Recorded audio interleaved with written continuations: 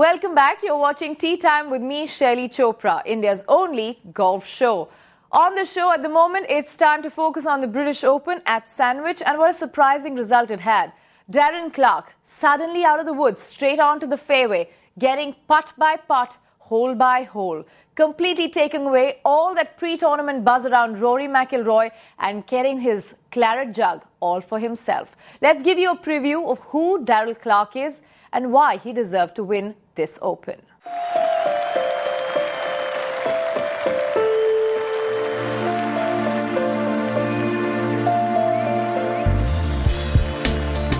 Darren Clarke surprised himself with the big win as he lifted the claret jug at the British Open in Sandwich.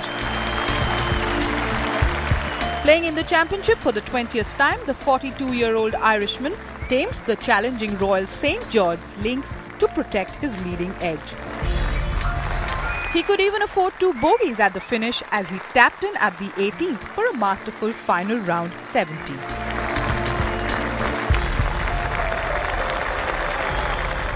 There's been nothing overnight at all. There's been nothing in there. I'm a little bit of a, I don't know, traditionalist. You know, I love the thought of whatever being the trophy, but I'm a little bit of a to earn as opposed to rescue, and all those. I'm that sort of guy. Clarke won over American playing partners Dustin Johnson and Phil Mickelson. Mickelson managed an eagle putt on 7, making a comeback story since his last victory at Augusta. Huge roars went around the wind-blasted links course as his ball disappeared into the cup to give him a 3-shot lead. With Mickelson fading, Clarke's nearest rival was now playing partner Johnson, who picked up 2 shots after the turn to keep up the pressure. Clarke, as many expected, may have just gone unnoticed because he's not even made to the top 10 of one of golf's 4 majors for the last 10 years. Like everyone else, he too clouded under the pre-tournament hype around US Open champion Rory McIlroy.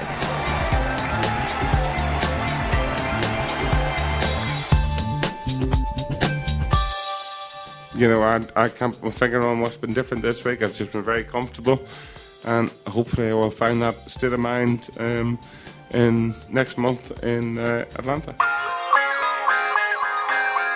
4 vintage rounds later, in some of the most testing conditions seen at the Open, the cigar-loving Briton strolled off with the £900,000 winner's cheque and a £2 million bonus from sportswear giant Mike Ashley, who supplied Clarke's kit without a regular fee but promised the mega major bonus 5 years ago.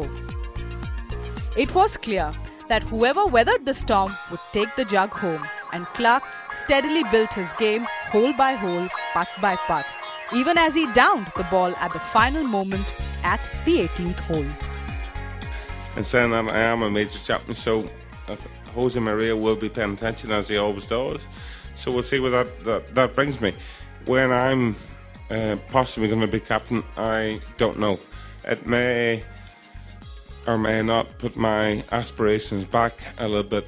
A couple of years from when I thought I may have been the captain. So we shall see and see what the committee, which they think is best fit for me to be captain, if they ask me. Back home, the event was as exciting because in many ways, Indians wanted to keep up to speed with not just the game, but also make it a fun evening. So we caught up with some of the best CEOs across the country who play golf and managed to just grab a huge plasma simulator and swing away, even as the British Open decided on Clarke's big victory.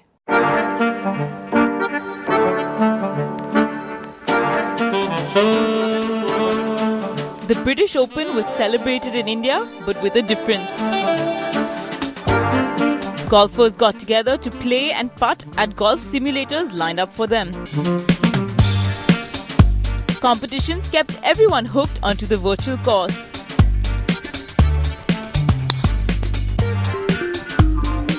And CEOs from across companies came by to relax, watch, and even swing occasionally. A whole lot of friends, about 300 of us, have got together, keen golfers, corporates, businessmen, and we're getting together to have a dinner party and celebrate while watching the British Open live on giant screens. So I think it's going to be a lot of fun.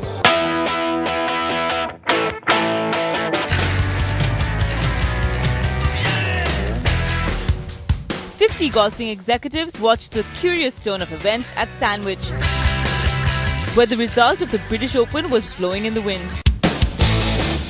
But the weather inside this party warmed up as the golfers practiced their swings to get a hole-in-one. Taking cue from Darren Clark, even the middle-aged turned young and energetic to deliver a good performance.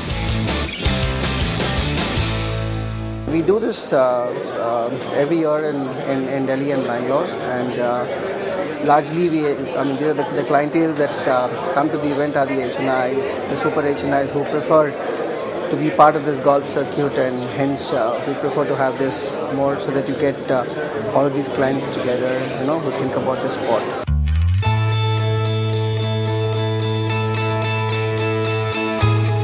As India catches up on the game of golf, events like these are trying hard to popularize the game and to get people to spend more time playing over simulators, even if they aren't ready for the full course action.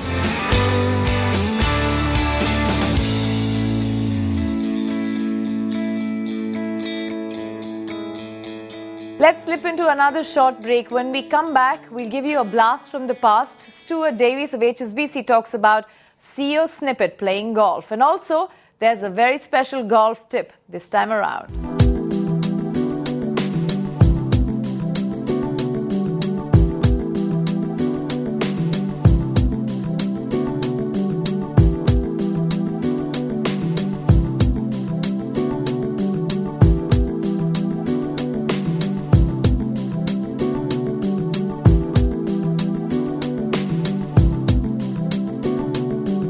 I played at Sun City in South Africa one time, and it was a par 3 golf course.